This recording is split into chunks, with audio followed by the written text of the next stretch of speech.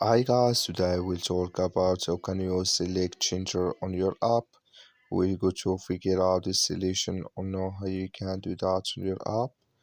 So you just follow these ways, then it's going to work with you.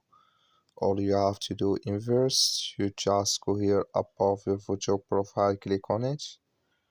So then it's going to take you to your profile. It's going to show for you like this here. Then all you have to do next, you just click here on edit title here, just click on it here. It's going to show for you like this, and here can you select your gender. I'm going to click here on all.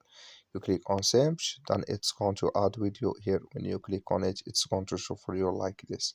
So that's all you have to do to add your gender. That's all. You just follow these ways, then it's going to work with you. Thank you for watching. Don't forget to support us by liking and subscribe.